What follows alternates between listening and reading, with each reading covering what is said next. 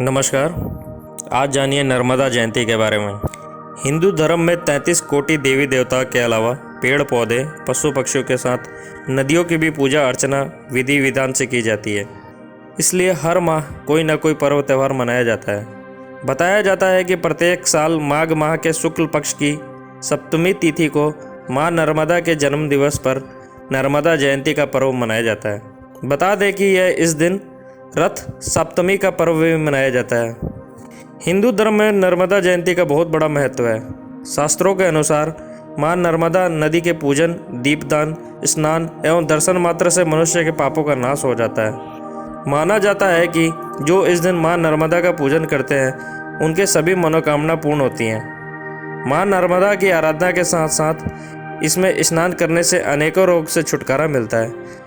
तो आइए जानिए माँ नर्मदा पूजन विधि। आप सुबह सूर्योदय से पहले स्नान करें। स्नान के पानी में यदि हो सके तो नर्मदा नदी का जल या गंगा जल डालकर स्नान करें।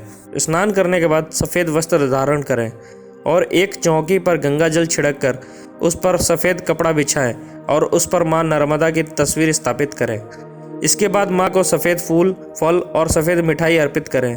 यह सब अर्पित करने के बाद माँ नर्मदा के आगे गाय के घी का दीपक जलाएं और माँ नर्मदा की विधिवत पूजा करें। इसके बाद माँ नर्मदा के मंत्रों का जाप करें और उनकी कथा सुनें। कथा सुनने के बाद माँ नर्मदा की आरती उतारें। माँ नर्मदा की आरती उतारने के बाद माँ नर्मदा को सफ़ेद मिठाई का भोग लगाएं। इसके बाद पूजा में हुई किसी भी तरह की भूल के लिए माँ नर्मदा से क्षमा याचना करें। अंत में माँ नर्मदा को चढ़ाया हुआ प्रसाद घर के सभी लोगों में बांटें। अब जानिए नर्मदा जयंती दीपदान के बारे में। ज्योतिष शास्त्र के अनुसार नर्मदा जयंती के दिन नर्मदा में 11 आटे के दीपक जलाकर दान करने से हर मनोकामना पूरी हो जाती है। नर्मदा जयंती का महत्व। नर्मदा जयंती पर माँ नर्मदा की पूजा की जाती है। भारत में नर्मदा जयंती को एक त्यौहार के रूप में मनाया जाता है। इस त्यौहार को मध्य प्रदेश के अमरकंटक में बड़ी ही धूमधाम से मनाया जाता है। शास्त्रों के अनुसार इसी स्थान से माँ नर्मदा की उत्पत्ति हुई। भारत में 7 नदियों का अत्यधिक मान्यता दी गई है।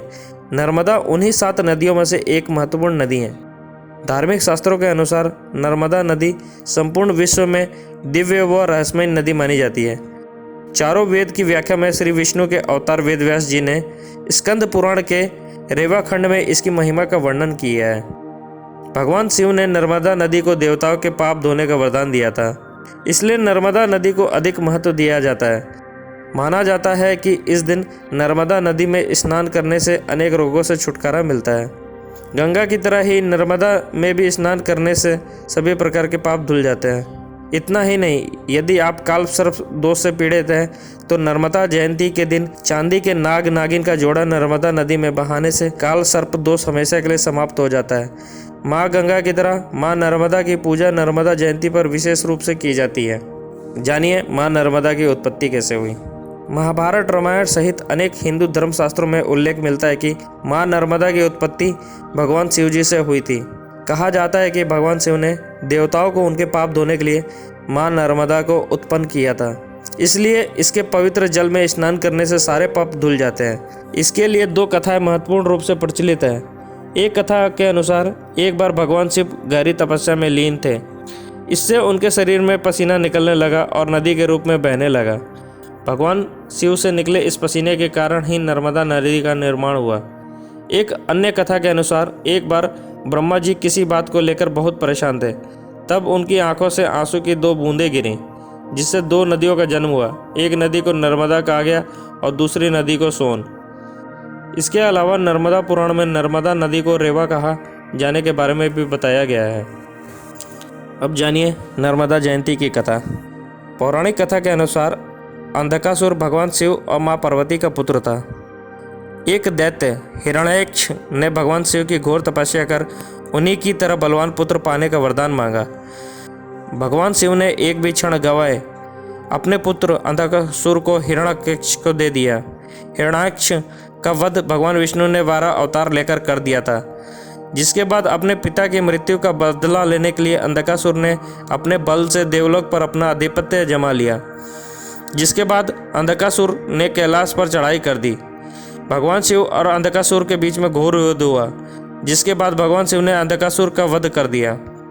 अंधकासुर के वध के बाद देवताओं को भी अपने पापों का ज्ञान हुआ, जिसके बाद वह सभी भगवान शिव के पास जाते हैं और उनसे प्रार्थना करते हैं कि हे प्रभु, हमें हमारे पापों से मुक्ति दिलाने का कोई मार्ग बताएं।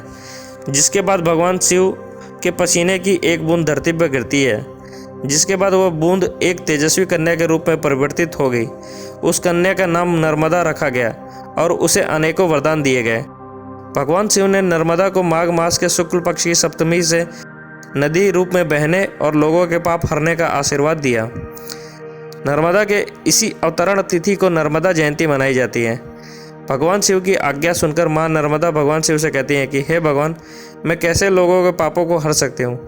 तब भगवान विष्णु उन्हें वरदान देते हैं कि तुम में सभी पापों को हरने की क्षमता होगी।